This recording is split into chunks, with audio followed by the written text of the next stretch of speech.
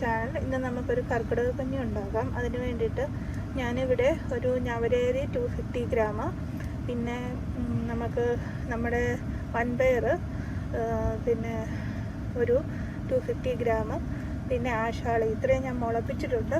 മുളപ്പിക്കുമ്പോൾ കുറച്ചുകൂടെ പോഷകഗുണം കൂടുമല്ലോ. അപ്പോൾ അത് നമുക്കൊന്ന് ഇതിനകത്തോട്ടിട്ട് വേവിച്ചെടുക്കാം. ഓക്കെ, നന്നായിട്ടൊന്ന് വെന്ത് വരട്ടെ.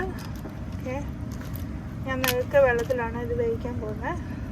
ഓക്കെ, നന്നായിട്ട് വേകാൻ വേണ്ടി നമുക്ക് വെക്കാം. റൈസ് നല്ലപോലെ വെന്ത് വന്നിട്ടുണ്ട്.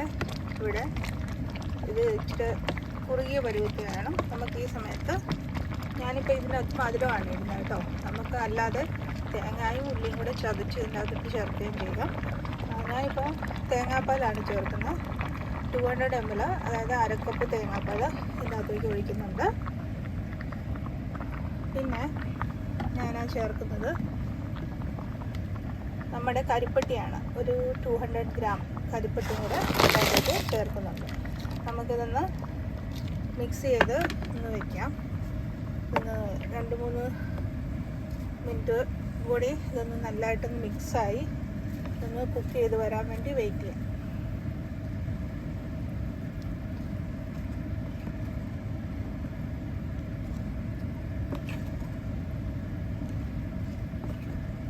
സാധാരണ നമ്മൾ കർക്കിടക കഞ്ഞി 7 ദിവസമാണ് കഴിക്കേണ്ടത്. ഞാൻ ഇതിനകത്ത് മരുന്നൊന്നും ആഡ് ചെയ്തിട്ടില്ല.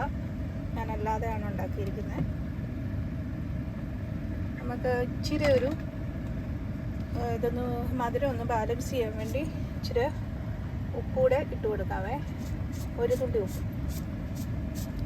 ഓക്കെ, ഇളക്കിക്കൊണ്ടിരിക്കാം. അടിക്ക് പിടിക്കാതെ. ഓക്കെ, ഒന്ന് നന്നായിട്ടൊന്ന് ചൂടായി വരുന്നതിന് വരെ നമുക്കൊന്ന് വെയിറ്റ് ചെയ്യാം.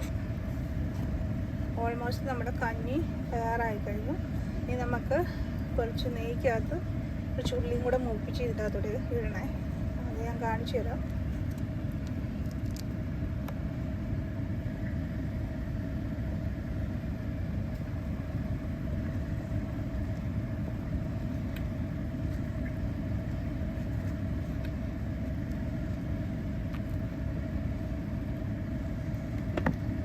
ഓക്കെ, നമുക്ക് ഈ സമയത്ത് ഇതൊന്ന് ഓഫ് ചെയ്യാം. നല്ലതായിട്ട് ചൂടായിട്ട് വന്നിട്ടുണ്ട്.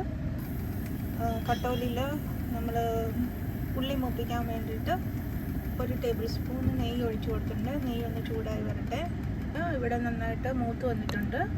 നമുക്ക് അതിൻ്റെ അകത്തേക്ക് നമ്മുടെ ഉള്ളി നമ്മൾ അരിഞ്ഞു വെച്ചിരിക്കുന്ന ഒരു 6 കൊച്ചുള്ളി അരിഞ്ഞു വെച്ചത് നമുക്ക് ഇതിനകത്തേക്ക് ചേർത്ത് കൊടുക്കാം. ഒന്ന് നന്നായിട്ടൊന്ന് മൂത്ത് വരട്ടെ. ഇപ്പം നമ്മുടെ ഉള്ളി ഇവിടെ മൂത്ത് വന്നിട്ടുണ്ട്. നമുക്ക് ഇത് ഈ കഞ്ഞിക്കകത്തോട്ട് ചേർത്ത് കൊടുത്ത് ഒന്ന് ഇളക്കി.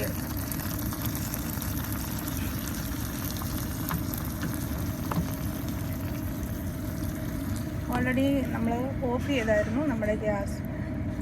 ഓക്കെ, അപ്പം നമ്മുടെ രുചികരമായ കർക്കിടക കഞ്ഞി ഇവിടെ റെഡി ആയിട്ടുണ്ട്. ഓക്കെ, നമുക്കിതൊന്ന് സെർവ് ഡിഷിലേക്ക് മാറ്റിയിട്ട് ഒന്ന് കഴിച്ചു നോക്കാം. ഓക്കെ, കർക്കിടക കഞ്ഞി ഇവിടെ സെർവ് ഡിഷിലേക്ക് മാറ്റിയിട്ടുണ്ട്. നല്ല ആവിയൊക്കെ പറക്കുന്നുണ്ട്.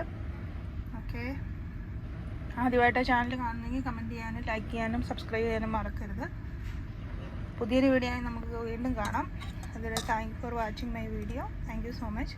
അപ്പോൾ ഞാനിതൊന്ന് ഇച്ചിരി ഒന്ന് എടുത്ത് കഴിച്ച് നോക്കട്ടെ.